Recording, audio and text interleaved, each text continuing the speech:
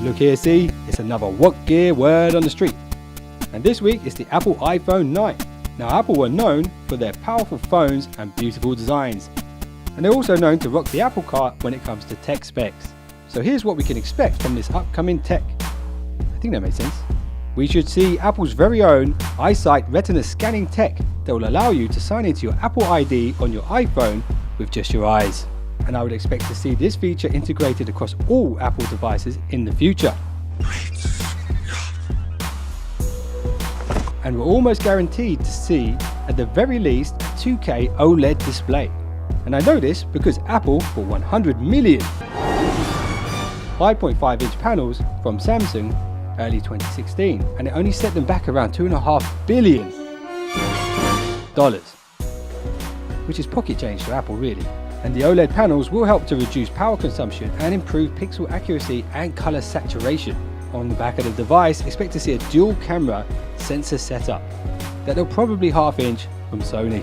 We can also expect this to be accompanied by a laser autofocus sensor, and as for the front shooter, we should see a 13 megapixel selfie cam with a flash.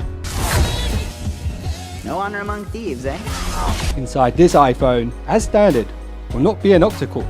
No, it will be an 8-core, which will be supported by not 4 gigabytes of RAM, no, quad gigabytes of RAM. So don't you see what I'm saying here? Apple want you to think differently. The theme of the campaign is think different. It's the people, honoring the people who think different. Now, we could expect to see no headphone jack, no removable battery, and no physical home button.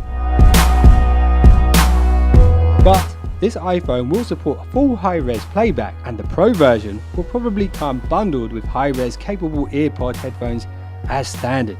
The inbuilt battery will charge super fast and wirelessly. Power 400% capacity. How about that? And despite not having a physical home button, its presence will be felt using the Force. Touch, with haptic feedback behind the screen. And while we're talking about the screen, we can be almost sure to see a curved display on this one. I can sense it.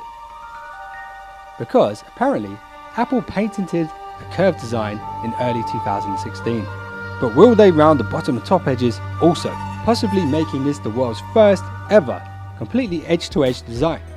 And there's a good chance that this iPhone's front and back outer casing will be made from,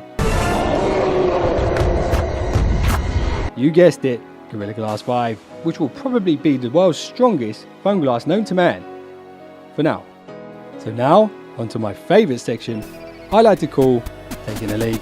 I heard we could see no lightning port jack on this phone.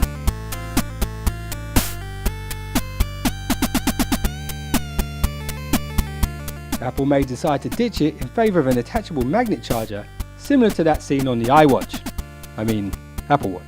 They'll bridge the gap with an attachable magnetic lightning port adapter that will double up as an audio lightning port input and analog audio input also. And I also heard Apple are really digging the Samsung Note style. Yes. And will roll out their iPhone Pro version with Apple's very own pen seal as standard. And I heard Apple are the official patent holders of flexible screen technology, and that there's a good chance that their launch event may end with a twist. So that's it for this what gear word on the street, and I could go into a lot more detail and speculations about this iPhone. But ain't nobody got time for that right now. But let me know what you guys have heard on the underworld grapevine about this new iPhone. Leave a comment in the description below and I'll try and work that into my next video. So thanks once again for watching What Gear Reviews, and if you just subscribed, that means you are now one of the finest subscribers known to man. And I really appreciate your support, and I'll see you guys in the next one, so don't be late.